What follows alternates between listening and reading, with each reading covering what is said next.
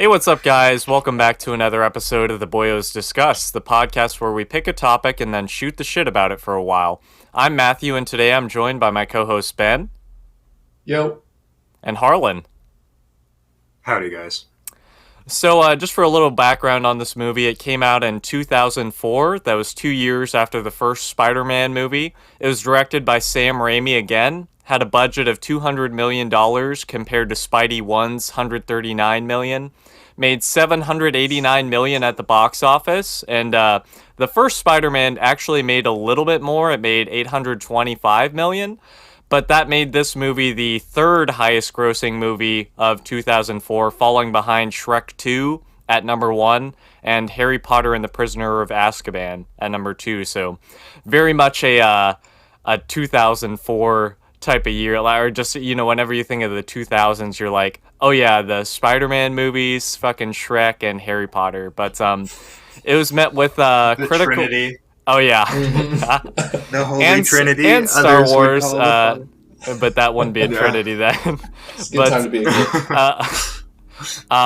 It was met with widespread critical success from critics and fans alike, and it ended up winning the Academy Award for Best Visual Effects, which is pretty impressive, especially following up the first movie, which for its time was impressive. I don't think visually the first one really holds up, but and hopefully the increase in quality will continue into the third one, but that would be a future spoiler, so we're not really gonna get into that just yet. So I guess what's everyone's history with this movie? I don't really remember watching this in theaters. I'm pretty sure I did. But I vividly remember Spider-Man 3, and I do remember Spider-Man 1 in theaters. This one, I don't know. I remember watching it at home, and there's specific scenes that are just like drilled into my head, like the operating scene and the train scene and the final like confrontation and stuff. But I don't know. It's kind of hazy. So, I actually didn't like this movie as much as I liked the first one when I was a kid, and a big reason for that was the operation scene. And we'll go over that later, but like it terrified me, and so we didn't really watch it as much, and then it was one of those ones where we just didn't take care of, and then when we did go back to watch it, it was all scratched up, so then it was never watched. But the first one we watched all the time, so this one was just kind of not as good to us.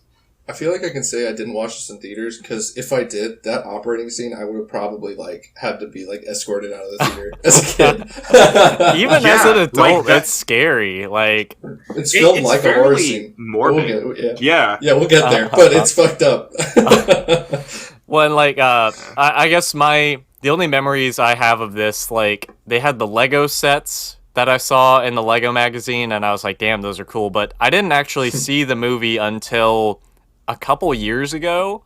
Ben and I, you and I, that was like the first time I watched it was with Ben a few years ago. But I had watched the first one and the third one in theaters, but I just, for some reason, I don't know, maybe I thought I was going to be disappointed or something because people hold this one in such high regards. But then eventually I saw it and I was like, hey, that's pretty damn good. So I guess just as a brief aside before we start the synopsis, there is an extended cut of the movie that's referred to as Spider-Man 2.1. It adds about 8 minutes of content, and it's what I wrote the synopsis on. So if there's scenes that people don't really recognize, check out Spider-Man 2.1. Did y'all watch the extended cut for this or just the regular theatrical? I don't know. So the extended cut, the extended one has the scene with Jameson in the Spider-Man suit, and he's like Spider-Man was a hero and he's a villain. Like that. No, it's the one where he like puts it on and he's acting like a goofball. Oh, so you watched the theatrical cut then? Yeah, I know what you're talking about. I've seen that. Yeah. How about you, Harlan? Did you watch the theatrical cut? I did watch the theatrical cut, the regular cut, not the extended one. Wow. I mean, it doesn't really add all that much. It adds goofy scenes like that, and it just gives, I guess, maybe some longer versions of scenes that kind of I don't know, fill out the story a little bit. I don't know that I specifically left notes in the synopsis for them, but let's just jump into that then. So we got. Well, does it make any sense that they took it out? Like, it's 8 minutes. How bad would that have been to put it in the movie? So it's like they extend fight scenes, and it's weird because there's some stuff, like especially with Harry Osborn talking to Peter at his surprise party, that really gives more, I guess, context to Harry and where his head is. And so I kind of wish that had Yeah, that would have been nice. been left in, because then that just Yeah. would have set up, the events possibly going forward a lot better. But I don't know. They just Interesting. yeah, it's interesting, and it's one of the I guess better regarded extended cuts, similar to like Lord of the Rings, the extended edition. But I guess we'll jump into the synopsis now. I've separated it into 4 parts, so we're gonna kind of go through, and then once we reach the end of a part, we'll discuss for a little bit. So we got part 1, which is normal Spidey stuff. We got the opening credits, which were way more interesting since they use like kind of comic book looking images to retell the events Yeah. of the first movie, which That was badass. it's dope. Like, I wish more comic book movies would do that. And one little neat thing I noticed that I'm not sure. Sorry. You're good. One thing I noticed in the credits, like the opening credits of this movie, is that Kevin Feige executive produced it. And for Yeah. those of you who know, like, he's the head honcho of the MCU, so it's just sort of a neat thing to see he started here maybe, and then eventually led the most successful comic book movie adaptation series in existence, pretty much. So that's just Yeah, a he was neat right there little- with Stan Lee too. It was like Stan Lee. And yeah, Kevin yeah, Feige. they And yeah I they was both like, whoa. executive produced. Yeah, it's nuts. So I thought I might have missed that in the first movie, but I guess it did just start here. I mean, it might have. That's all I know. Is that for this one I noticed that. But we have another cliche opening monologue by Peter. He's staring at MJ's billboard. So she's doing really well, but he's not doing all that great. He's a pizza delivery guy. He nearly kills his employer, Mr. Aziz, with his scooter. And the pizza chef says to Mr. Aziz, he's like, I can't understand you. You gotta speak English. And the whole time, that entire scene is just like, oh my god, this would not fly today. And then, so Peter is like, I can't do it. I gotta go to class, because they want him to deliver a pizza. And then Mr. Aziz is like, you're the only one available. Salim was deported yesterday. And it's like, oh my god, like, you have that other line, and then you lead right into that. It's like, oh, dude, yikes. See, that was not in the theatrical cut. Oh, So, shit. Yeah, I don't remember hearing that yeah. either. Yeah. This Okay. whole So, yeah, thing was not in there at all. That's probably why. Oh yeah. All right, well, that was a good move, Raimi. Yeah. Oh my god. Yeah. So, like, that whole thing wasn't in the theatrical cut at all. Like, But, there like- wasn't the part where it's like, yo, you got The something pizza was guy. reported yesterday.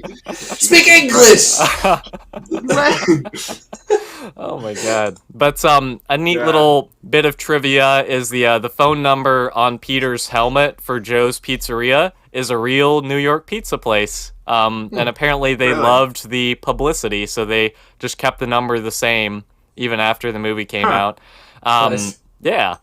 So Peter, he has to go 42 blocks in 7 minutes to deliver the pizza, and that's when we have Which the is ridiculous. oh yeah, it's insane. It's like there's no way he's gonna do it without cheating. But this is where we get the first meme line of the movie, where it's the guy who sees Peter go into the alley, and then Spider-Man come out with the pizza, and he's like, "Whoa! He stole that guy's pizzas!" So that's not just a guy. That's Yeah. like It's a comedian, I right? can't remember his name. Yes, but he's like, you know him from Chappelle Show. He's I can't remember his name. But he's in like I've only really ever seen him do cameos and like little side character skits and stuff. But he's funny. Yeah, but that's the first meme line of the movie. But another bit of trivia is that Stan Lee was originally the one who filmed that cameo, and because of problems with the shot, they refilmed it with that comedian, and Lee was given a different cameo, which I'm going to be honest, like in this one and Spider-Man 1, I didn't notice the Stan Lee cameo. Like, Really? I feel like noticed they're both, not but it's that very good. he's just a guy in a crowd running away. yeah, it's pretty not like much. it's not Or like yeah, he's modern. like pulling a lady out of it. Yeah. Yeah, Like yeah. yeah. I was gonna say it's not like Marvel movies of today when it's like very apparent, Hmm. like they really draw attention to it. It's just a product of a different time, I guess. But A lot more of like an Easter egg than the other yeah, ones. yeah. So after Peter, he decides to dress up as Spider-Man and deliver the pizzas that way. He saves some kids on the way, and there's a funny scene where he like drops the pizzas on like a ledge, and this guy like is about to eat a slice, and he fucking pulls the pizza back, and it's like that's still nasty because he had his hands. Yeah, on I it. know. But, Yeah. so he goes to I don't know, some building to deliver the pizza, and this is another thing in the extended cut. He fumbles with the stuff in the janitor's closet for like an uncomfortably long I amount don't of know, man. That time. was in In the mine extended too. cut, No, well, that's in the theatrical. oh really? I don't know. I Yeah. had read Yeah, on. it's like I think I I read on. I wrote 15 to something 20 about it seconds. because it was so long. Yeah, it just like it's a funny gag, but it just goes on for And that I don't seems know, like a recurring thing in this movie. There's a gag, and you're like, "Ha, that's funny," and then it just keeps going, and you're like, yeah. "Can we not?" I'm over it. Well, what was interesting was I thought that it was going to try and show that because it shows the time right after where it's like, oh, they're extending this because this is the reason why Peter is late because he's messing around with these, brooms and stuff. Yeah. But he's like 10 minutes late. It's not that he was close by any means. Yeah. So I don't understand why they did that so long. It And was what was kind of funny funny, is but that it just kept going. that receptionist is that's what's her name? Zoe Deschanel's sister. All right, I'll look it up real quick. Chloe, But yeah, she's the lady of Bones and stuff. Like she went on to be like an actual Emily Deschanel. Yeah, she's the one that she's the head or the lead actress in Bones and a lot of Oh other shit. things. Oh. Random. Wow. Yeah, it was crazy seeing her Yeah. as just receptionist. Yeah. There's a lot of really famous actors in this that are on like lower like cameo type deals. There's two cameos in the train that I noticed, but we'll get there. Yeah. So that's the whole thing with like, oh, the pizza's late, so I'm not gonna pay for it. That's a stupid rule. Like, I don't understand why that was a thing. In New York. Yeah, in fucking New York City, but I digress. We get the next meme line, which is pizza time. As he drops it off. Pizza time. So she's not gonna pay for it because he was late. So he leaves the pizzas anyways. I figure since he's gonna get fired, he should just take them and be like, "Screw you, bitch!" Like, Yeah. I'm gonna get fired anyways. So he goes to Save him Aziz. some money on food. Oh yeah, seriously. So he goes to Aziz, and Aziz fires him, and he tears off the sticker from his helmet. It's a really sort of funny, I guess, scene. But With the publicity.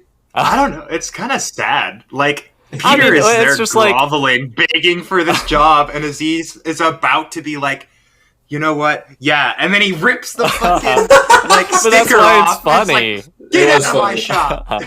That was funny. So we go immediately from that to the Daily Bugle, and Jameson fires Peter as well because he's taking all these boring ass pictures of like birds and old people playing chess at a park and shit, and he's like, I need Spider-Man photos for page 1 or whatever, and so in order to just get some money, he's like, okay, I got the hookup, here you go, and he gives him some Spider-Man money, or some Spider-Man pictures, but he can't actually get paid because he owes the receptionist a advance on his payment, so he doesn't get shit. So he just kind of leaves. He goes to Dr. Connor's class, which he has just missed. Did you want to say something, Harlan? Yeah, I was just gonna say, like, what was interesting in that scene, and I thought that it was cool, was the way that Peter actually snapped back at Jonah when Jonah was like, "Here, 150," and then Peter's like, "No, 300." Yeah, And- yeah. That's He outrageous. never Okay. does that. Yeah, done. Nobody has ever. He doesn't really do that with any other character. I noticed. Like, it's just Jonah that he kind of snaps back at. Everybody else just he's a doormat too. Yeah. Yeah, you're not wrong. Yeah, That's that's... crazy. Yeah. Yeah. But he goes to Dr. Connor's class. He's late. Dr. Connors is like, you're always sleeping in class and da-da-da and other exposition. His paper on fusion is overdue, and he's like, oh, I'm going to write it on Otto Octavius. And Dr. Connors is like, oh, he's a very good friend of mine. Da-da-da. And if he doesn't get it done, he'll fail the class. That's kind of a thing that comes up a little later, but... And it was cool to see Dr. Connors instead of just a name mention. Yeah. And it's, I don't know, not to go into future spoilers, it's a shame that we don't really see much of him in the Sam Raimi movies beyond this. Well, I feel like they kind of covered his storyline in this movie, where it's like a professor to Peter and colleague turns villain. Like, it kind of would have been a rehash. You're right, yeah. I guess that's a fair point. But it was cool to see him. Yeah. So then from there, we go to... He turns into the lizard, for anybody who doesn't know. From here, we go to a surprise party for Peter's birthday. Harry's pestering Peter about Spider-Man since he wants revenge, and Harry is now this bigwig at Oscorp, and he's going to hook Peter up with an interview with Octavius. And this is another thing that I had talked about with the extended cut. You have the whole thing with him being like super, I guess, aggressive with Peter on his birthday about their connection, or like Peter's connection with Spider-Man. And then he says, if you knew who Spider-Man was, would you tell me? And then the scene just kind of ends and they don't address it. They go, of course not, Harry. We don't tell you anything. Yeah. Why would we tell you shit? What I'm gonna say is, like, I didn't really like Peter in the last, or Harry in the last movie. I really like him in this one. Like, I understand where his head is, type of deal. And I feel like it's Nobel Prize! I think he's like, okay, yeah, he's goofy, I think he's but unrealistically angry. He's like, I'm gonna say this. Spider-Man! It feels like after the first movie, Tobey Maguire gave acting lessons to everyone, and it's not good.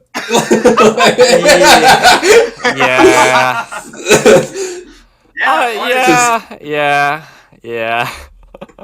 You're not wrong.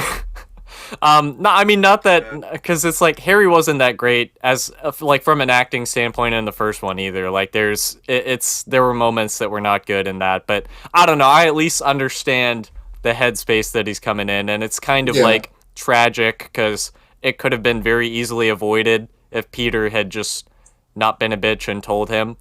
But that's neither here nor there. We have the scene with Aunt May. I want to say something about that scene. Oh, go for it, yeah. Because they're all together, and like the scene is going on and progressing, and this is Harry's birthday. He's hanging out with the family and everything. MJ's there, and she's a bitch to Peter, like out of the back, off the top. Like, I haven't seen you in a while, Peter. Where have you been? Yeah. And like, well, they all are kind of like college. Like, They if you all knew do who that. Spider-Man was, would you tell me? And Aunt May is like, oh, if I knew who killed Ben, Take my fucking money, Peter! We'll get there. We aren't there yet. Such an asshole to him. I was about to get there, Ben. So we got Aunt May, who's conked out. I think she got like wasted, and she's laying on the table. And so she's like, oh, everyone's gone now. Peter, you should take this $20 bill. And Peter's like, bitch, I just saw your thing saying the house is getting foreclosed. Like, no, I'm not taking your money. And she gets actually angry at him. Yeah, it's really uncomfortable. And it's like, oh, geez. Like, that's like the best acted scene in the entire movie, though. Her acting right there. I think there's scene. Emotion. There's one scene I like better. She steals every scene. Oh, I agree with that 100%. Like the Peter, don't leave me.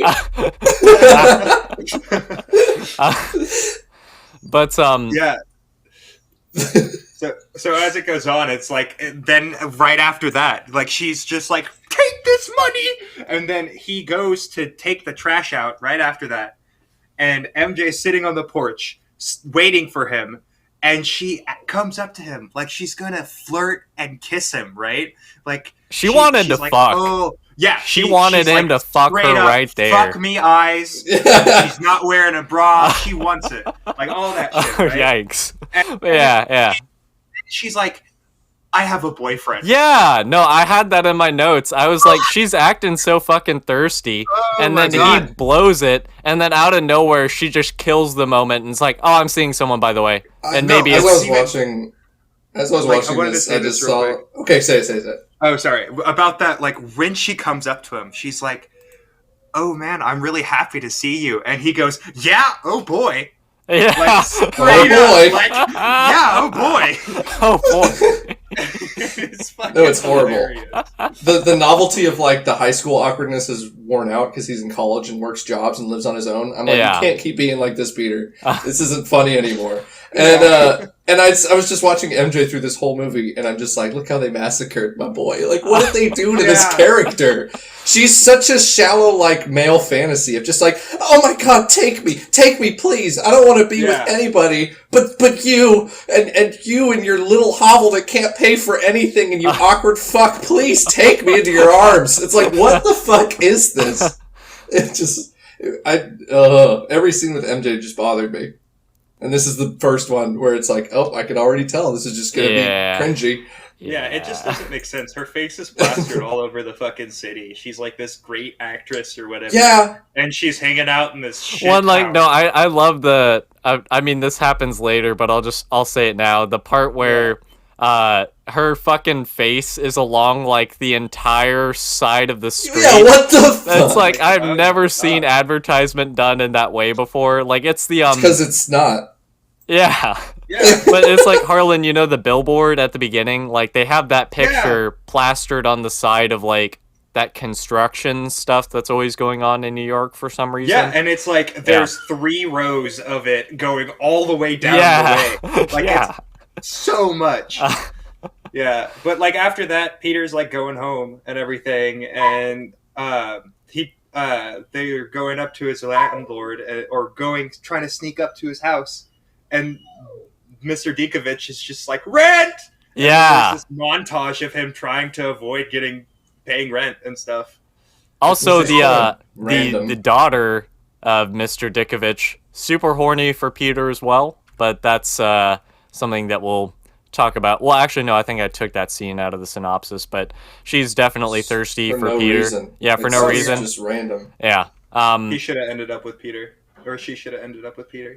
She probably would have been better for him, honestly, I but know, so much healthier. would have been Probably less helped him with rent. less drama. Yeah. There's literally no reason why MJ would have wanted to be with Peter. Like, I can't think of one. But It's- that to that rent thing, there's a funny scene. So tenants, they all share a bathroom together at that apartment complex, and there's the funny scene where Peter's like knocking on the door to the bathroom, and he's about to go in, and Mr. Dickovich fucking beats him to it and goes inside, and then Peter knocks again, and Mr. Dickovich opens the door. He's like, rent? And then Peter shuts the door on his face. I just really like that scene.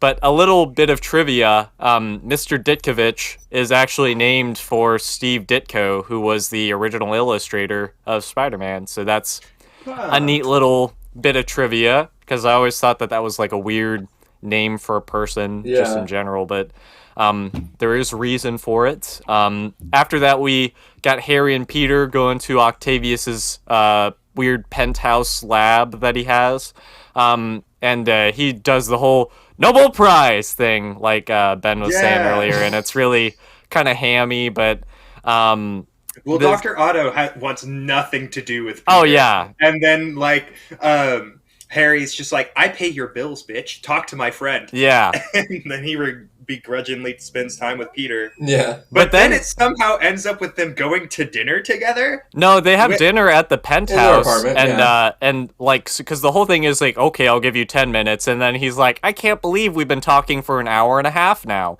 and we kind of get to know Rosie, who is Otto's wife, a little bit, and they're talking about how they met. There's a few lines sweet. that are in the Nice. extended. Yeah, I thought it was sweet. Some of the stuff was in the extended cut. I don't remember which lines specifically, but that is one of the extended scenes. We get a line where Rosie, for some reason, just out of nowhere, asks if Peter has a girlfriend, and Peter's like, I don't know. And they're like, what do you mean you don't know? Like, that's kind of something you And would that's what fucking I'm saying know. too. So Like- Peter's such a fucking punk for being like, Mary Jane, stop. We can't be together. We can't do it. I don't love you. And then will not stop flirting and trying to be around her. And telling people that he's maybe dating Yeah, her. Yeah. I fucking hate Peter in this movie. So, Otto, they have a thing where they're talking about how, like, Otto, when he was in college and he met Rosie, he learned poetry to get her to fall in love with him. And he's like, you want a girl to like you? Tell her poetry. And so Peter starts studying poetry at the laundromat, and we get a funny little scene where he has washed the Spider-Man suit with all of his other clothes, and he pulls them out, and they're all like dyed blue or whatever from the suit. But I thought it was funny. I don't understand why he washes it at a public dry cleaner, but right, or a public laundromat. But what else would he do? Wash it in his sink? Yeah. I mean, that's at least then you're not going to get caught. His reaction was just like surprise when he pulled it out. And I was like, you put it in there, dummy. Yeah. What the fuck? Anyway. But from there, we go to a 2000s song playing as Peter gets ready to see the play that MJ is going to be in. On the way to the play, a car nearly kills him, and he flips over it in his scooter. And a little bit of trivia, when Peter flips over the oncoming car, Tobey Maguire actually performed the stunt himself. A stuntman had performed it, but Sam Raimi thought that Maguire looked more natural, so he used that take instead. And that's just fucking nuts, because that scene is like... It's a good stunt. Yeah, it's a fucking great stunt. Like, and just in general, like, a lot of the trivia about this movie that I found was related to like people doing stunts. I didn't include these, but the actress who played Aunt May did all of the stunt stuff herself. So like the stuff where she's hanging on later on by her umbrella, just stuff like that. She did that herself, as well as the actor who played Octavius. He is like what's his name? Alfred Molina. Yeah. He is, like, very much not the type of person who does his own stunts, and he's, like, on record been like, I would prefer to just have professionals do it, because that's their job. And one of the things of trivia was that they basically would, like, trick him into doing his stunts, and then they're like, well, you did it, so we're using it. Yeah. And but he was glad they did, because he was like, they pushed me to be better, basically, and like try things that were out of my comfort zone. So just cool stuff like that. Peter, he flips over that car. There's a scene where there's a bunch of kids who just saw him flip over it, and they're like, wow, how'd you do that? And he's like, oh, I just eat my vegetables. And the kid's like, my mom says that, I just couldn't believe it. That's funny.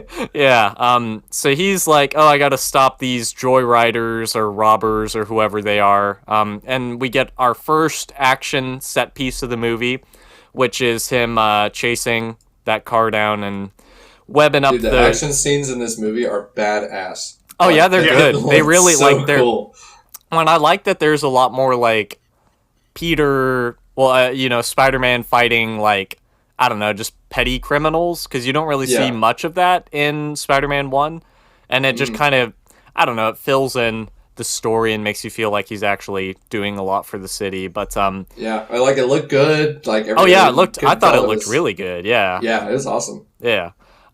So he, after that, for some reason, steals the robber's car, and he drives it to the play, and changes in the car from his Spider-Man suit, which props to you, dude, for being able to do that. But he's late to the play because of that little diversion, and the snooty usher, who is played by Bruce Campbell, just another neat little cameo, because you got to have one of those in every Sam Raimi movie, I guess. But he won't let Peter in because he's late, and there's a funny little interaction with them where he gradually is like, oh, your tie's not straight, and so he fixes his tie. Oh, your shoe's untied, he fixes his shoelace.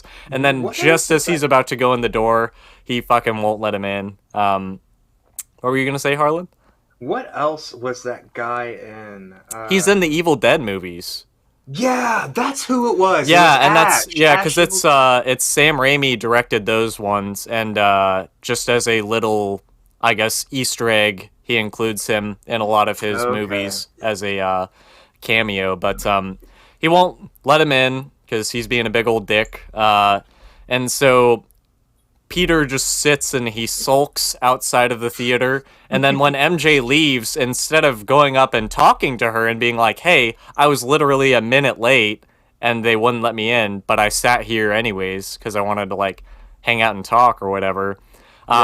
He just sits and like stares at MJ as she leaves. And MJ meets up with her new boyfriend as Peter watches them just kind of creepily. I just like these scenes with Peter and MJ play out like head conversations I had to myself at 16. Yeah. You know? Yeah. Like, it's gonna be so moody and emotional, romantic if I just, like, hang back and don't... Or just, like, these things that I think are romantic, and then looking back, it's like, oh, that's fucking horrible. I was just creepy.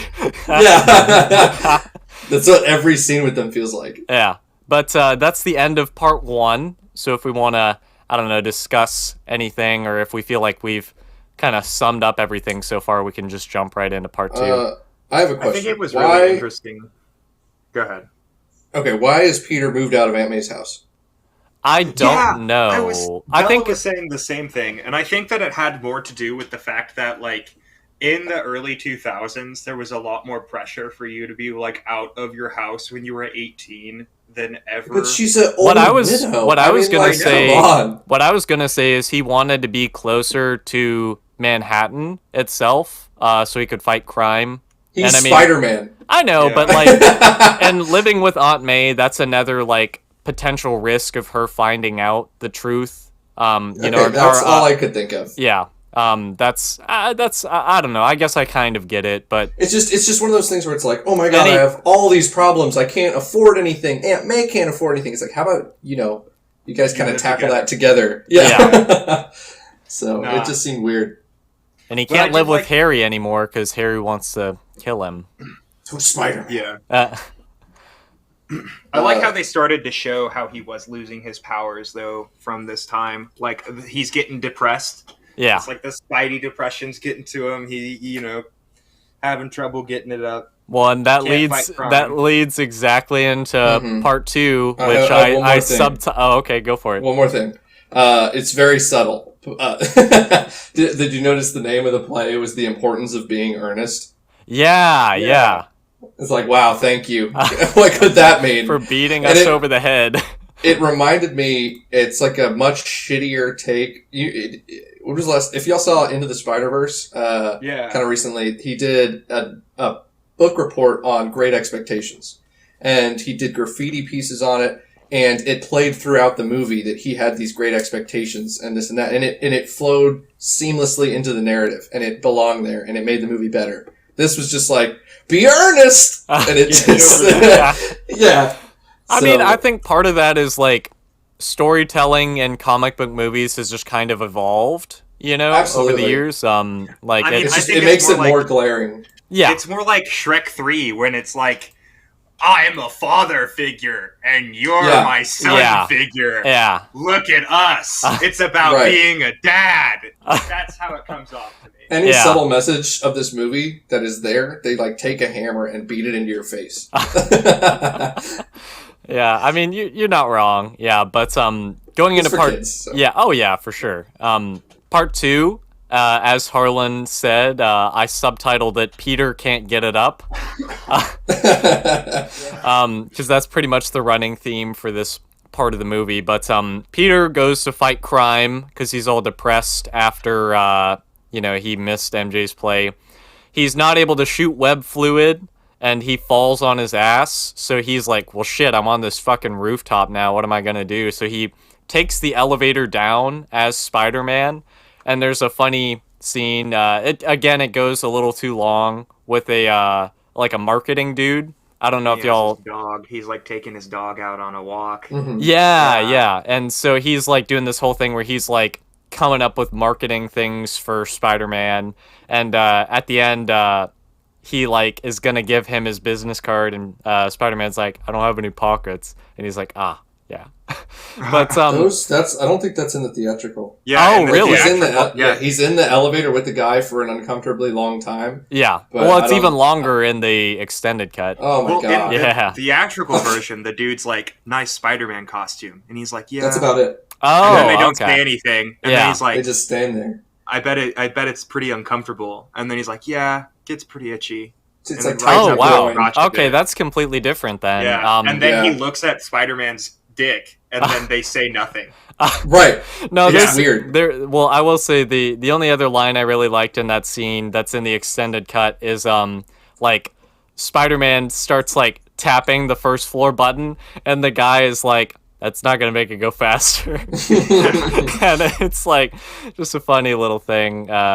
It did go too long though. I will say that. So Peter is distraught because he sees MJ's photo lining the streets. He leaves MJ a message on the phone with an excuse for why he missed the play. The message, like, since it's a payphone, it runs out, and he like acts like he's gonna put in money again and tell her the truth, but he's just kind of going through the motions, I guess, to make himself feel better. So I was gonna say like he loses his web fluid and takes the elevator, then walks the street of MJ. There's like the elevator and the literal like I can't stress this enough how literally the entire side of a building is these like poster sized pictures of MJ just across the whole thing. Like the entire wall has like 36 pictures of MJ that's walking past. Oh, it's well over fucking 36. weird. It's a lot. Yeah, it's in the weird. hundreds. Yeah. And it's just those two scenes back to back and then back to the narrative was just like, it really jarred me. I was like, what? It's kind Those of were whiplash. fucking weird. Yeah. Like you're going to take 8 minutes out of some like plot development and characters and stuff, but you're going to leave those two scenes in. Yeah. It didn't feel like they belonged. Yeah, I don't disagree. Like, there are some pretty significant pacing issues, and like I wonder if there's like a fan edit perhaps somewhere where they fix that sort of thing. But after that, we go to Otto's fusion shindig that he's doing to start This the is reactor. a cosplay of Dr. No. Yeah. So it's his like demonstration on the fusion reactor. It's like I can control the palm of the sun in my hand. Yeah. And But it's we- like this The palm of motion the sun. But you missed the excellent joke that he starts Dude, that what the scene fuck with. was that, comes out of man? nowhere. He's like, "Is anyone missing a wad of $20 bills held in a rubber band?" Well, we found the rubber band, and it's like, And it's just like what? so Like, why are you uncomfortable. in it? Like, why do you start with that? Yeah, it's like That's dumb. I'm gonna show you. Because it's like, I don't know. we've I'm a spent so goofball. much money. Now watch me make a sun. It's so weird.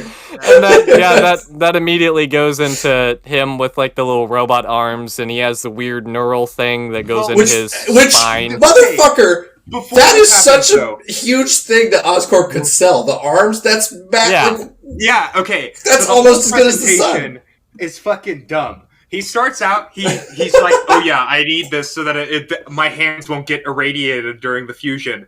Okay, what the fuck? And, like, there are these things where he's like, yes, each of these hands are fully sentient, and I need this neural Yeah. strip to inhibit their ability to take over my mind.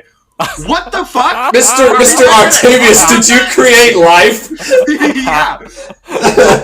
Not with the power of the sun in the palm of my hand. Yeah, that You created fucking cheesy-ass sentience line. in robots.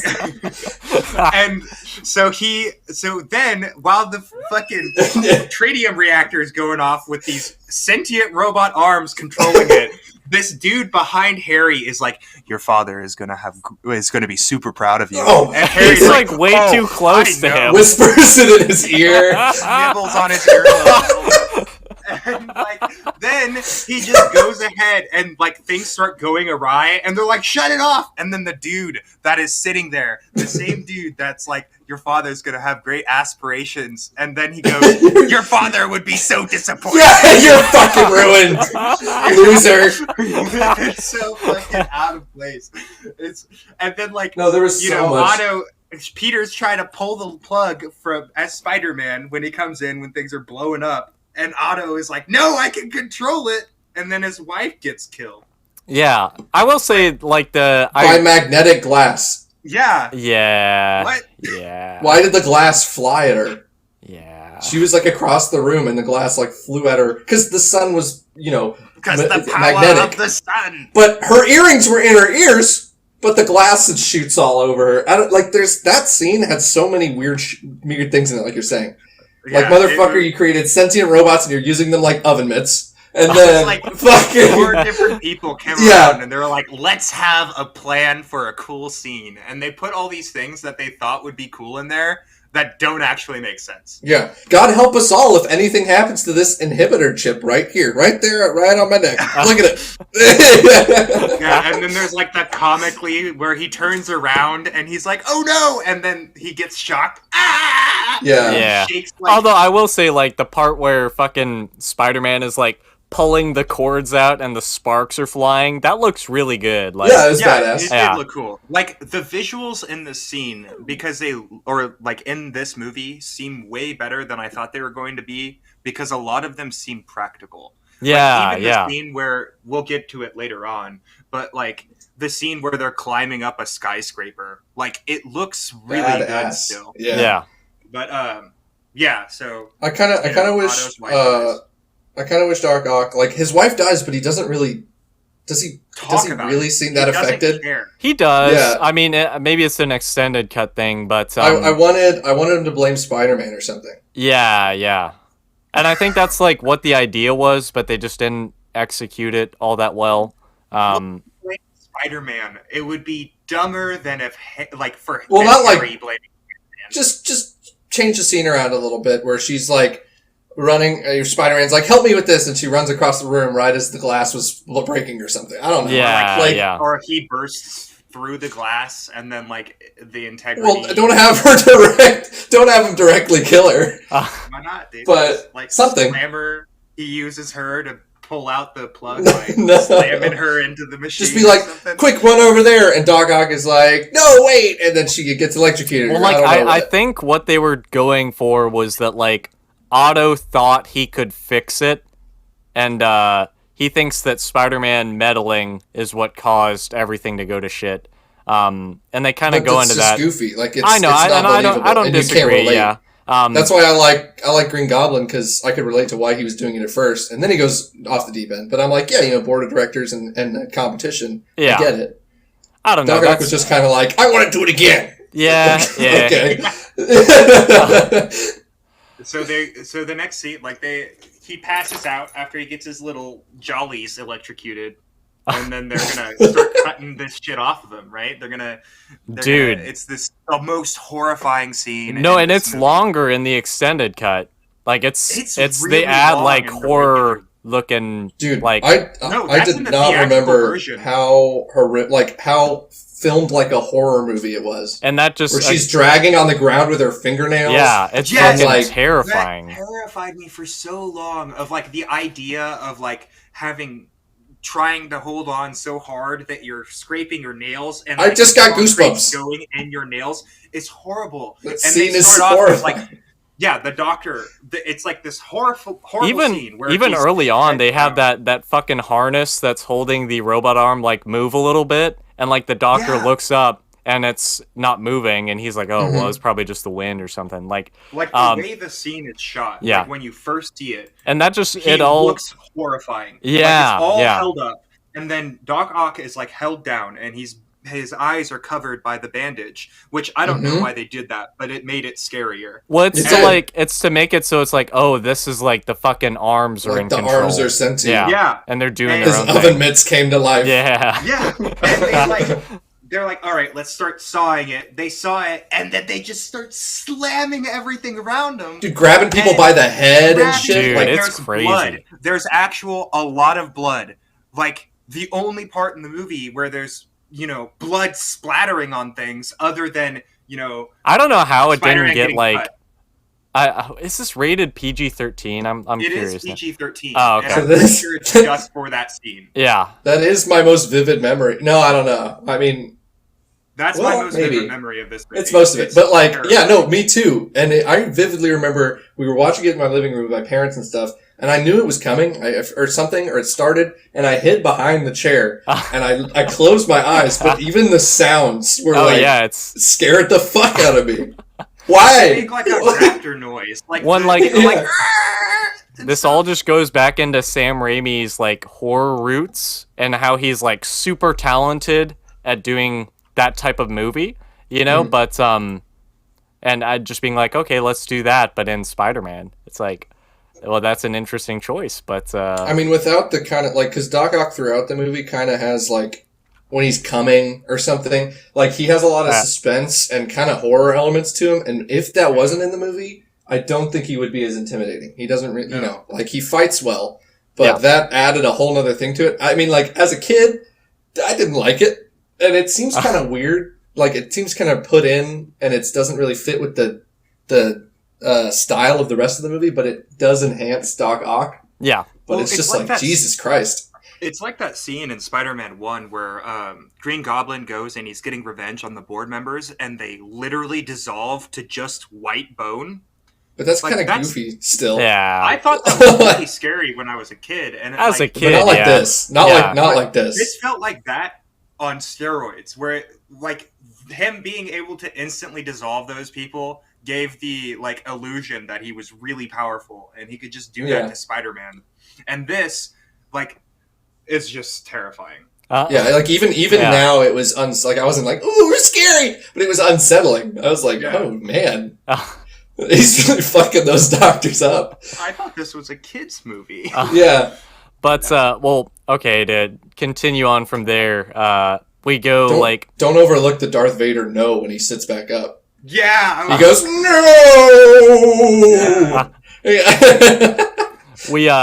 That scene ends, though, with Otto, like, waking up, and he escapes into the night wearing a nightgown, and he flips a car, and he's like, ooh, I'm super strong now, ooh. And so he goes off to do his own thing. Then we go to Jameson, who is workshopping name ideas for Otto Octavius now that he's a villain. The assistant throws out Dr. Octopus and Dr. Strange, and Jameson is like, oh, Dr. Strange, that's already taken. And it's a neat little Easter egg. Don't forget Science Squid. Yeah. Oh, can't forget that. But then Jameson decides to use Dr. Octopus, and the assistant's like, but that was my idea. And he's like, no, that was my idea. So Jameson, he knew that Peter was at the fusion shindig, and he fires him because he's like, why didn't you take any fucking pictures, you noob? And then he unfires him so that he can take pictures of a party for an American hero who is Jameson's son, the astronaut. And I remember reading in the trivia, just as a little aside, that the astronaut's son character is a villain in the Spider-Man comics. I don't remember who, but we never see him. I think he brings back the symbiote. Like, he goes to space because he's an astronaut, and the symbiote attaches to his shuttle, and he brings it back.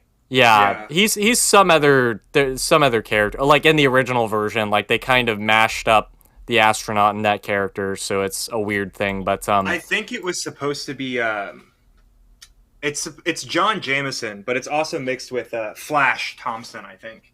I think that's what it was. MJ dates Flash.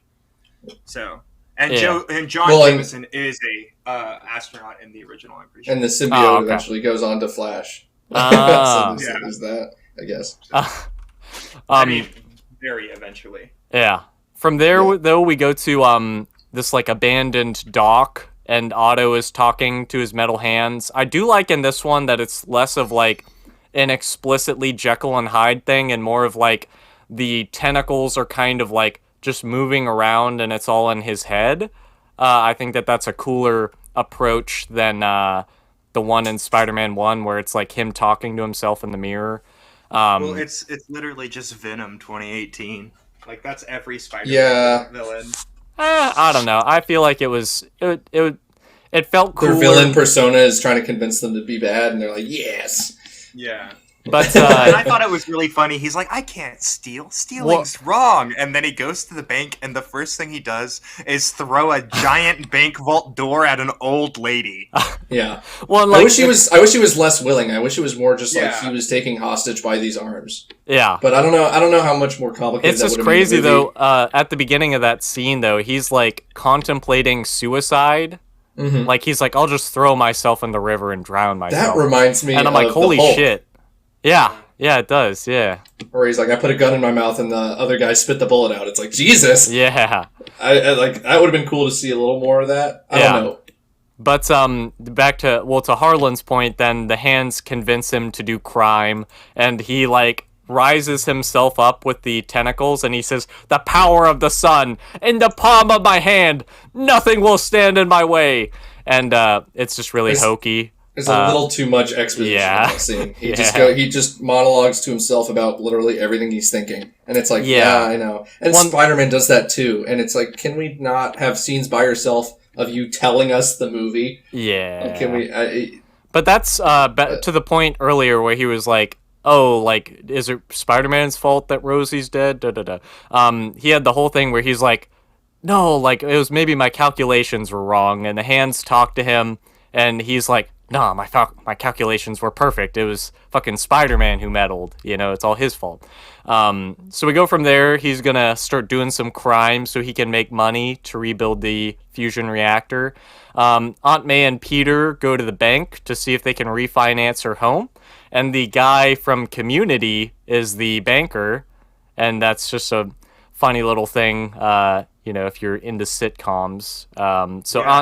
Aunt May, it was crazy. Like when I hadn't noticed that, and like seeing that it was him because I hadn't seen him in anything at all. He looks the exact same. It's as 20 weird, years yeah, ago. yeah. And if anything, he looks younger because in that when he's the banker, his hair is kind of like balding and everything, but he's the same pompous asshole that he is in Community. Yeah. Like, oh, why can't I think of the actor's name? Community actors. I know what you're talking about. Yeah, it's like one of the main characters. I think it is. Yeah. The main character. Yeah. Okay. Yeah, it's. Oh God, why can't I think of it? I mean, it's fine. If people want, they can look it up. It's Jeff. It's Joel McCaffrey or okay. McHale, thing like that. Yeah. Yeah. And he just plays the same character. Yeah. Just. Instead of being a lawyer, he's a shitty business or a shitty banker, and he's just mean to the grandma. Yeah, like even Aunt May is trying to get like a deposit, and she wants to get she wants the free toaster. Refinance her house. Yeah, she wants to refinance her house, so she makes a bank deposit for a Super Saver account, and she deposits like $200 or $150. And she can't get the free toaster even because it has to be $300. Yeah.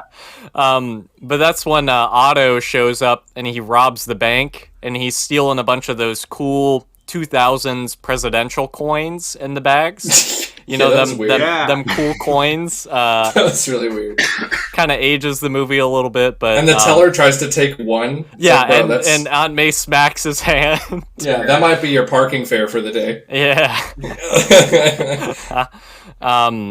Yeah, so they do that whole thing. They're fighting. They're throwing the money bags around. It's a pretty cool fight scene. It reminded me a lot of the animated series, and that was cool. Yeah, like the goofiness and the fighting and what the quips. Like, yeah, I wish Toby had that Spider-Man personality when he wasn't in the suit. Because when he's in the suit, he's great. He's perfect, and he has the quips, and he's confident. I'm like, where is that? Like, I know that he's supposed to be like a alternate personality, an alias, and he would feel more confident. But like, give me a little more. Yeah. Oh yeah, for sure. Yeah. So like the fight goes from the bank and there's a funny scene also where Peter like runs away, and the banker is like, "Oh, real brave, nephew you have there," or whatever. Shit broke my heart. She went, "Peter, don't leave me!" And I'm like, "Oh my god!" But could you imagine? He never tells Aunt May that he's Spider-Man. I know. Aunt May goes on forever, I'll have that Peter just bitched out and ran away. I have thoughts about that we'll get to later.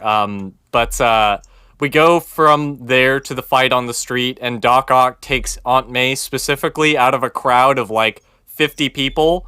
So he takes her captive, and they're climbing the building with Aunt May in tow. And then eventually, like, Peter smacks Doc Ock or something, and so Aunt May's hanging by the hook of her umbrella. Doc Ock gets Aunt May, and he uses her, like, as bait. And Aunt May has a super, like, G moment, and she smacks Doc Ock with her umbrella. And it makes him fumble. And so, because the whole thing is, like, Doc Ock is going to stab Spider-Man as he flies in to save Aunt May. And so Aunt May is able to prevent that from happening. So, pretty cool scene, all things considered, I think, anyways. But we go. Stan Lee's cameo is. Yeah. We go from there though to the gala for Jameson's son, and we see Harry getting fucking wasted. Yeah, like he is just hammered like the entire scene. Well, it was hilarious because the dude it acts like he's drinking something hard, right? Yeah, but he's drinking fucking champagne. Bro, champagne will fuck you up. Okay, yeah, champagne will fuck you up. But he's sitting there like taking a sip out of this champagne flute. He's like, "Leave the bottle!" And slams the champagne flute on the ground. That's what you do when you're rich, dude. You get drunk on champagne all the time, I guess. I just thought it was so funny that it was champagne. Like, I don't know. He's behaving like it's fucking bourbon. He should have had like a silly straw with it. Yeah, honestly. Put it in the bottle. Harry, you're acting real silly right now. He's fucking yelling at Peter and shit. It's like, fuck you! And then he smacks him around. Oh no, that's in a little bit. He slaps him across the face, and it's very uncomfortable. But we have the introduction for Jameson's son, and the announcer lady refers to him as delicious. Delicious, and it's like fucking like why? Who Gross. does that? Like, don't say that. He's not even that good looking. Like, I'm gonna be real. He's not. I don't even think I would introduce like Johnny Sins like that. You're gonna introduce a national hero. Yeah, it's weird. Johnny Sins says. I mean, he is an astronaut. The delicious. But is he delicious? I mean, some would say. We're not gonna go there. But the astronaut walks in with MJ, and Peter is being a little creep again, and so he goes to talk to her, and he starts to tell her poetry, and she's not having any of it. She's like, and that's what I'm fucking saying. Why is Peter telling her poetry when he doesn't want to be with her? Yeah. Shut up, Peter. He's a big old bitch. And he doesn't know what he wants. He wants to be with her. He just knows that he can't. He flip-flops so damn much in this movie. No, he needs to fucking decide. Yeah. He needs to go one or the other. Because then, like, I don't want to get into other parts of the story, but he just flip-flops too damn much in this movie. I know. Mary Jane's shitty for just being, like, waiting for Peter and using Astronaut Jay Jr. to get to Peter, which is very obviously what she's doing. Yeah. And Peter's shitty for stringing her along. Yeah, it's a very toxic relationship that they have. Yeah. I hate that. And we're supposed to idealize it, but after that is when Harry drunkenly confronts Peter and slaps him. And then we find out that MJ is engaged to the astronaut. And at this point, it's kind of basically revealed that Jameson wanted Peter to come to be an engagement photographer. He's like, take the picture. What's funny is that's like back to back. Like Peter gets slapped, the party stops, everyone's staring, and then the astronaut's like, "Hey, everybody, I'm engaged now." Yeah. It's like that's when you wanted to do it. Yeah, it's like the flow of this scene is just really weird between this and like funny. it's. Bro, could you imagine like getting down? You are the astronaut. This party is for you, everything, and like you're going to be engaged after this. The photographer and a drunk are slapping each other. Drunk rich dude, it just starts smacking each other. And you immediately go, now, this is the time. That's my chance. Well, and like later on, the astronaut like knows that MJ is friends with Harry and Peter, and he saw that happen, but it's never addressed. He's not like, so what the fuck was the deal with that? Like, are they lovers? Like, what was going on there, MJ? So yeah, that's the end of that scene though. Peter leaves and he's all distraught. So things get real bad with his powers at this point. He's swinging around and he falls down the alley. And dude, that fucking looked like it hurt. Oh, I know. Like Yeah. it's such a like they do the effects so well that I'm like, okay, I buy that, you know, and he falls into a puddle or whatever. It's like, my Yeah, so he's back. oh well, that comes was a little later. later, but Oh, that's the one later. Okay. and there's trivia about that, but we'll get there. So he falls down the alley. Then we go to MJ and her friend who are shopping, and her friend is like weirdly unsupportive of the engagement, and she's quoting like all this weird shit, and she's like, "Oh, do you love the astronaut?" And MJ's like, "Very much." And then the friend is like, "You should say like, oh, he is the sun, the moon, and da da da." And it's like, first of all, I don't think women actually talk like that. And granted, I know it's like a theater people thing, and that's how they are.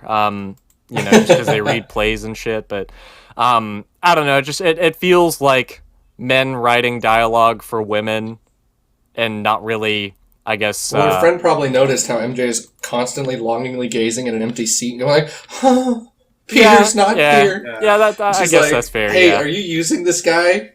You shitbag. But no, she's not even talking about it from the perspective of like the astronaut. I She's just like to think. that someone has you know, a positive thought about the No, astronaut. in the first and movie, his Harry feelings. did nothing wrong. In this movie, fucking J. Jonah Jameson's son did nothing wrong. And I agree with Yeah. that. Good dude. Yeah. He doesn't deserve it. I mean, he's just trying to, have a nice life, and They want us to cheer against him, and I'm like, no, Peter's a shit person in this movie. But anyway, But we go from there to Peter going to this doctor, you know, to get a checkup because he's like, "Hey man, like stuff is not going too good with me," you know, and he explains to him, he's like, "I have this dream where I'm Spider-Man and I've lost my powers," you know, and actually, like, it's a friend's dream. yeah, and he says that, but like, I don't know, in this scene, like, does the doctor like? I don't know. They kind of imply that he's like filling in the gaps, and he's like, "Oh, like your friend is having the Spider-Man dream." I don't know. I'm kind of like, maybe he knows, or maybe he's like thinking it's him that's Spider-Man. But eventually, he's like, "Oh, is it Dr. Connor's class?" And he's like, "Yeah." And he's like, "Oh, yeah, that's probably it. You're probably just too stressed out." So he's basically telling him, you know, you can choose who you want to be. You always have a choice. And he goes from there to this weird, like, dream sequence with Uncle Ben. And they're It was having... random. Yeah, it's just... good, It's and I yeah, liked it. it's good, but it just comes out of nowhere. Yeah, and you're and- like, what's happening? Is it a daydream? Is it what? Yeah. He's like in heaven. It's like the Harry Potter scene with Dumbledore when they're just like Yeah, in heaven, yeah. or whatever. It's weird. Yeah, but you know, it comes out of nowhere basically, and you know, they're having the whole conversation in the car, and Uncle Ben's like, "With great power comes great responsibility," and he's like, "Take my hand, Peter," and Peter won't, and he's, you know, he's kind of like Don't go tearing up a towards the little bit. Well, it's too late for that, but Right. then we get the line, "I'm Spider-Man no more," and Peter at this Repeat point, that like 4 times. yeah, I mean, at this point, Peter throws out the Spider-Man outfits, and two little, I guess, bits of trivia with this is the alley where Peter dumps the Spider-Man suit is supposed to be the same one where he kissed MJ upside down in the first movie. And the scene of the man, someone's AC got like real loud. The like scene where he's throwing it into the garbage is a like an homage to the Spider-Man No More comic, which is issue number 50 from the Amazing Spider-Man. It's like pretty much a remake of that shot from the comic book. And so that's that wraps up part 2. Peter can't get it up. So anyone have any other thoughts about that? I wanted to make a point of this because I don't think we really said that. But during the the fight between Otto and Peter when they're climbing through the up the building and everything, Peter's actually starting to lose his powers. So he actually gets hit with the coin bags a couple times because he is losing his power and he can't dodge it. Yeah. So it's kind of interesting to see that it's kind of slowly but surely losing more and more of his abilities. And, he can't even take on Doc Ock, even though you can see later on he can. So it's interesting to see that. And, maybe he's not as strong as you may think and stuff. So. Yeah. I definitely thought this is the hands down the weakest part of the movie. Like, this part. Like, when Peter starts to lose his powers up until he throws away his costume, it was really fucking boring. And I hated every scene with him and Harry or him and MJ, because it was just their acting is so weird. I don't know how to explain it. It's just all the scenes are uncomfortable, and it's all of them. And I mean that's like kind of the point, but like the bank fight scene is the highlight, and every other scene is just like garbage in this part. Yeah, I really didn't like it. Yeah, I will say it's probably the weaker part of the movie. Is that kind of sum up everyone's thoughts on this part, so we can jump into part 3. All right, so we got part 3. It's normal Peter. So we got Peter's life going a lot better now that he's not fighting crime anymore. He sees it happening and he just ignores it and continues eating his hot dog. Which, like, damn, dude. I mean, like, I get it, but, he finally goes to see MJ's play and MJ is real happy about it and she kind of fumbles her lines, which, I don't know, that's kind of a cute thing. But I will say, I do not know how she could see who's in the audience, because anyone who's ever done anything on a stage, like even if you're in like band or something, you can't really see the audience when the stage lights are on. He saved the seat for him for years. That's why there's always an empty seat, but you can't see. It's called cinema, Matthew. I know, but look it up. But the realism in fucking Spider-Man, dude. Yeah, there were some weird shots of this, like what's playing over it? The raindrops keep falling on my head. Yeah. And it plays throughout the whole montage of his life just being amazing. Yeah. But then he trips and he's like, "Oh, I'm a goofball." Yeah, I know. I love being the goofy. And it has weird filming techniques that's not used in any other scene, where they do his trip is slow motion. Yeah. And then he gets it's all slow-mo, it's just it's a good time. I don't know, it was weird. And then they freeze his face at the end of the song of him smiling for a second, and he's like, hee. I thought the Blu-ray had froze. I was like, oh shit, something's wrong, but nah, that's both of those techniques were just very weird. And I was like, okay, thanks. Yeah, but anyway, I noticed. To be honest, at this point, the last scene or the last act kind of took a lot out of me, and I was I had lost myself in thought, thinking about something completely else, and I stopped paying attention to the movie at this point for a part. Okay, and then it comes, I start paying attention again, but the last scene threw me off, or the last act, right when after the the part right before they're talking to Uncle Ben. When they go into Uncle Ben, it was I was put into a dream trance myself. What? No, I know. The pacing's horrible in that last one too. And it just derails it a little bit. Yeah. And then I don't even remember the part where the garbage man sells the suit to Jameson. I just remember Jameson getting the suit and all happy, and then it's the scene with Aunt May telling Peter that she's moving and that she doesn't need him anymore. Which honestly kind of makes sense, because he just ran away from her in the bank. Yeah. No, there's a lot of in between that. Yeah, we'll get to that because I have thoughts on that. But there's the garbage man finds Spidey's suit and sells it to Jameson. There's a funny little, I don't know if it's a reference necessarily, but he wants money and he's like, "Oh, I'll just sell it on eBay." And that's kind of, I guess, in reference to the fact that people who worked on Spider-Man 1 stole a lot of the Spider-Man suits and were selling them on eBay. That's awesome. Because I think they were they put out a reward for getting it returned to them for $20,000 or something, but they ended up selling it on eBay for like $50,000. Which I mean, is this just is the best looking Spider-Man suit. I don't know if I agree with that. It's I an fucking love it. iconic looking Spider-Man suit for sure, With but the raised webbing and, yeah, yeah. the spider symbol on the back and front. It's badass. My problem with it is the eyes are not expressive. And I feel like that's something Yeah. that they've gotten a lot better with in the MCU Spider-Man movies. Just in Well, terms of like, they just do it all reliable and blow up his face so that half of it is showing. Yeah. They do it in the first one and then this one later. Like, if he needs facial stuff, just blow up his head. yeah, It's fine. or just have his mask fall off inexplicably. Yeah. But Right. we'll get to that. Jameson is thrilled that Spider-Man is gone. All the other news people are like, I don't know, man, things might not go too well.